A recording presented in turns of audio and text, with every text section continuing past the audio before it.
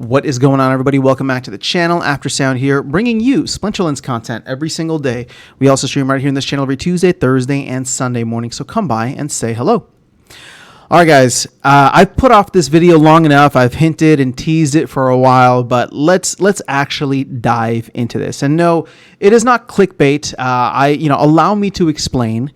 But the truth of the matter is, current players in Splinterlands do not matter. And I hope that is not always going to be the case, nor do I think that it is something that is necessarily insidious or evil. It's just the way things are. It's just a matter of fact. And the truth is, if you allow me to explain, for those of you who may be taking this in more of a controversial light, it's kind of what you want also. And I'll explain.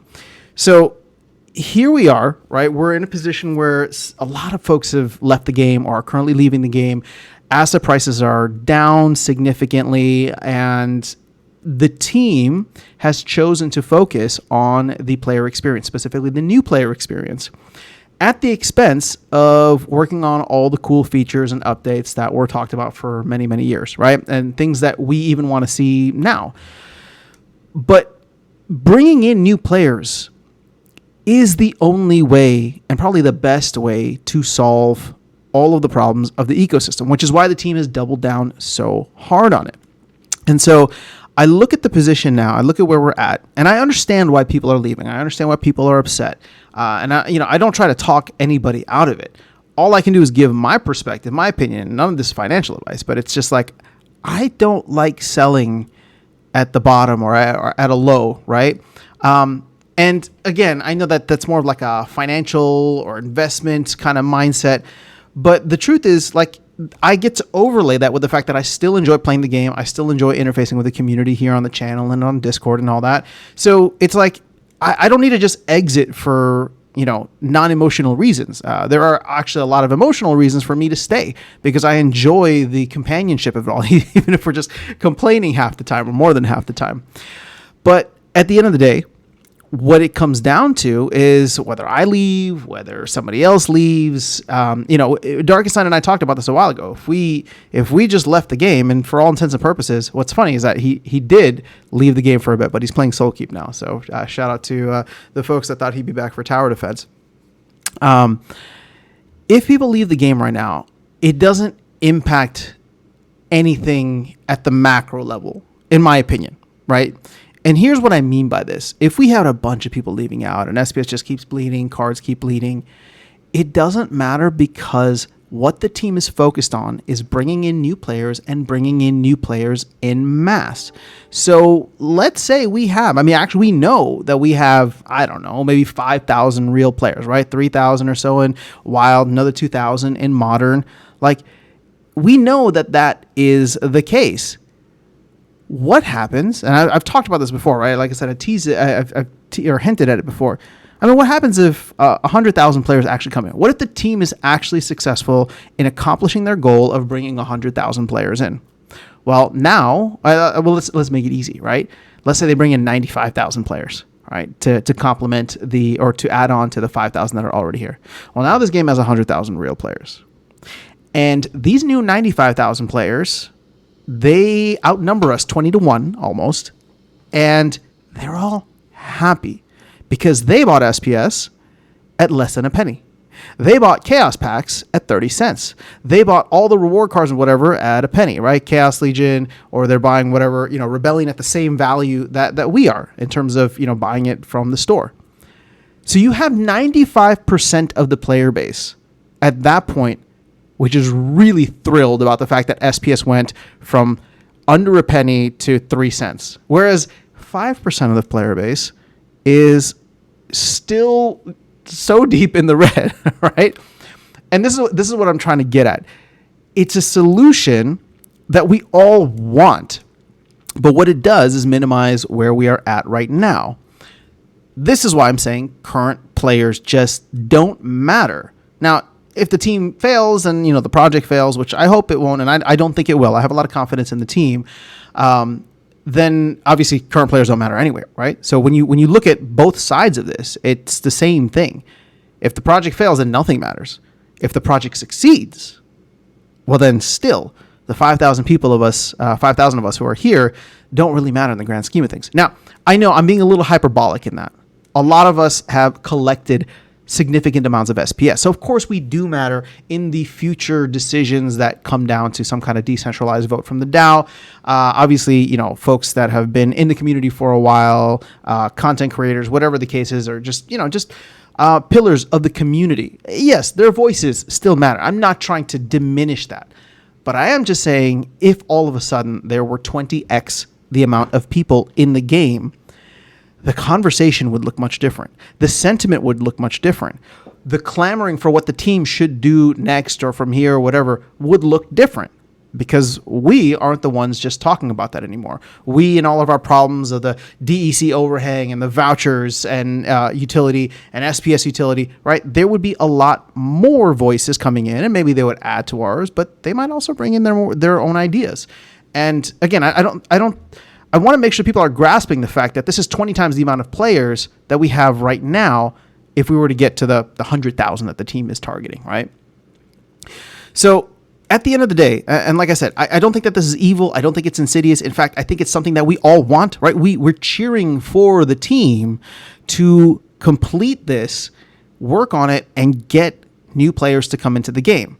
Selfishly, because we want our asset values to go up and become much more scarce in terms of, or in relation to the size of the player base, and maybe unselfishly that I just want to see the project succeed, right? So like whatever the reason is, I think everybody in here wants to see the project succeed, selfishly or not, because it just benefits everybody that has assets within the game, right? It doesn't benefit those who have left or have gone.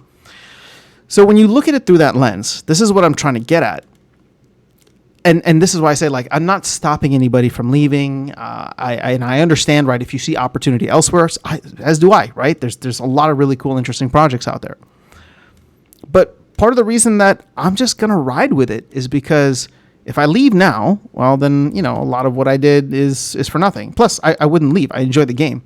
But if a person leaves now, I should say, then, it is what it is. I genuinely wish them the best, that they'll find a good opportunity to recoup whatever. And even if it's not about money, even if they're just, dissatisfied with the gameplay, I hope they're able to find a game and a community that represents what they were hoping to find in Splinterlands. But if they choose to stay, well, then it's just like it doesn't ultimately matter anyway. And this is why I'm just chilling. I don't know how else to say it. Like, I'm just chilling. I'm on cruise control for the next 12 to 18 months when it comes to Splinterlands. I'm not emotional about it. I'm not whatever. I think, the team is going to keep chugging away and doing what they're doing. They're fighting the good fight. They're not focused on the things that, I was hoping we would get. But I also think, this is not to say that I'm not going to I'm going to completely disengage. Obviously, I'm going to make videos and still be here. That's not what I'm trying to get at. My whole point is that I'm just on cruise control, and I know the team is working to accomplish their goal. I know that I want them to accomplish their goal, and I think a majority of people, if not all, want them to accomplish their goal of making the game a highly desirable thing, and then marketing it out to folks to bring in masse. At the end of the day, I could leave, or people could leave, and I don't judge them, but I'm just so entrenched in here. It doesn't make sense. And whether I leave or not, it doesn't matter. I don't matter in the grand scheme of things, right? So I say all this to make, and I'll close with this. I say all this to make the final point that, yeah, it can be disappointing when we see folks leave and we see folks disengage.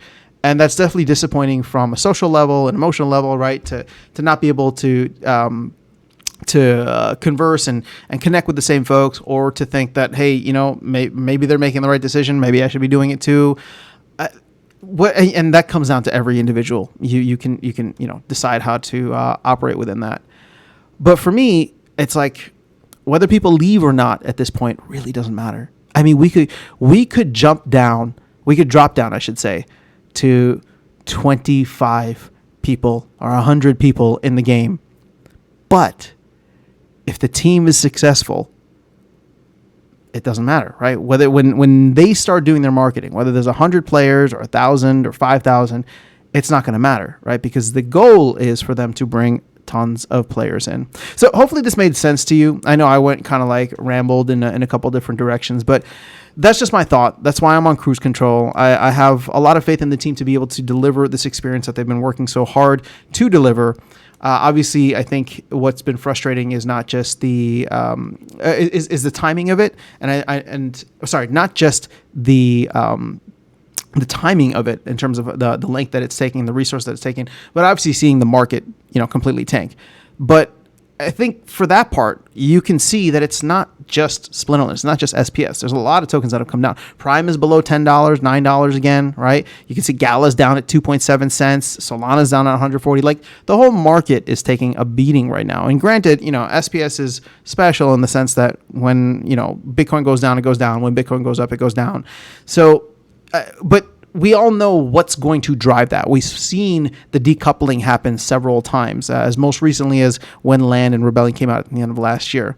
So it's just a matter of waiting through until the team is ready, until they have all their ducks in a row, and then start to pour gasoline on the fire. But that's all I have for you guys in this video. Hopefully that made sense. I would love to hear your thoughts on this as well. But maybe that alleviates some of your fears. Maybe it infuriates you more. I don't know. Curious to know your thoughts on the topic. But that is all I have. I will catch you all in the next one and see you around the game. Take care.